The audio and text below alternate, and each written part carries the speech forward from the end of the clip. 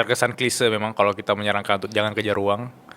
Tapi kalau kamu kejar uang, kejar fame-nya doang, ntar gampang menyerah di tengah jalan. Benar. Tapi kalau lo fokus nge-share lo punya value ke dunia, Iya. dunia itu akan datang dalam bentuk uang, relasi, Iya. kehidupan yang lebih seru gitu ya. Ada quotes yang bagus bro. Gimana? Dalam bahasa Indonesia kayak gini. Jangan fokus untuk mengejar kupu-kupu. Tapi fokuslah untuk bikin taman yang bagus. Meskipun kupu-kupu gak datang, setidaknya kamu punya taman yang bagus. Karena kalau kamu fokusnya cuma ngejar kupu-kupu, kamu gak dapat kupu-kupu itu, you don't have anything. Yap. Udah gak ada punya Yap. apa-apa lagi gitu. Tapi kalau kamu fokusnya untuk bikin taman, mungkin kupu-kupu datang. Atau mungkin bahkan yang lebih bagus dari kupu-kupu datang. Yap. Ya Benar. kan? Setuju. Pun gak datang, kupu-kupu gak datang yang kita mau, kita punya taman yang bagus. Tapi tamannya bagus, itu akan datangin kupu-kupu, aku yakin. Yes, Yap. itu dia. Bagus sekali Jerome. Bagi yang nggak paham, maksudnya yaitu kupu-kupu, uang, dan hal lainnya. Gak harus uang, Yap. bisa juga orang yang kita suka, gitu Benar. kan, cinta gitu kan. Kita Benar. fokusnya ngejar cinta, tapi padahal misalnya orang value segini gitu, kita di sini kita maunya ngejar orang, bukan naikin value kita Siap. supaya setara, tapi inginnya ngejar dia gitu. Yes. Nah itu kan jadinya kalau kita nggak dapet dia, ya kita tetap di situ tetap gitu kan. Tapi Yap. kalau kita bisa naikin value kita, jadi setara. Tahu red card theory gak? Tahu ya? Go ahead. Jadi teman-teman, red card theory itu adalah ketika aku tanya sekarang, hari ini kamu udah lihat berapa mobil merah? Mungkin kamu nggak tahu, mobil merah gitu. Kamu nggak perhatiin. Tapi ketika aku ganti situasinya, untuk setiap mobil merah yang kamu lihat, aku akan kasih kamu 10 juta. Gitu.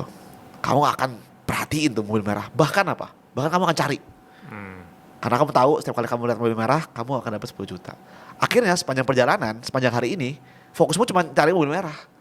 Bahkan kamu gak sadar ada mobil warna lain. Karena kamu benar-benar cuma fokus ke mobil merah itu. Yep. Dan itu, jadi ketika kita fokusnya kepada hal baik di orang, ya misalnya contohnya, ya kita akan fokusnya ke hal baiknya dia.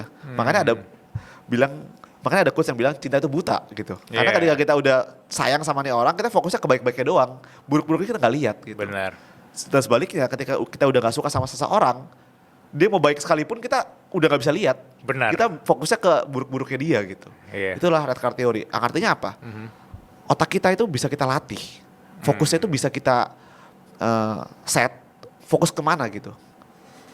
Nah, ya aku lihat ketika orang kayak kita ini yang suka manifest atau yang percaya sama mimpi kita tuh akan melihat kesempatan terus gitu. Meskipun ada masalah, meskipun ada rintangan, kita lihat, oh ini ada kesempatannya nih gitu.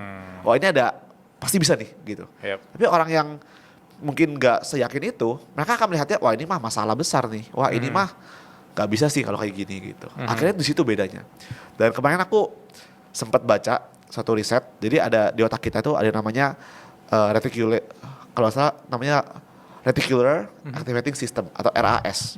Itu adalah kayak semacam filter di otak kita untuk ngefilter informasi yang begitu banyak, yang bikin kita itu sadar kalau kita dipanggil, kalau nama kita dipanggil tuh kita disebut di saat lagi rame-rame.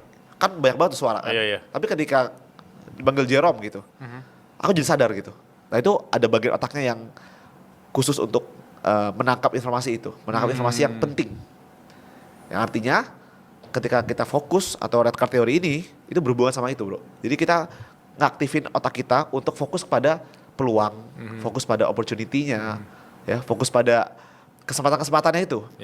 Sehingga kita melihat things too differently. Jadi ya hasil aku hari ini adalah hasil dari semua itu sih, aku rasa. Jujur gue suka banget sama cara pandang itu. Ada satu cara pandang yang menarik juga dari Simon Sinek. Dia bilang bahwa, dia bilang kalau lo lagi di tempat ski, lo main ski gitu.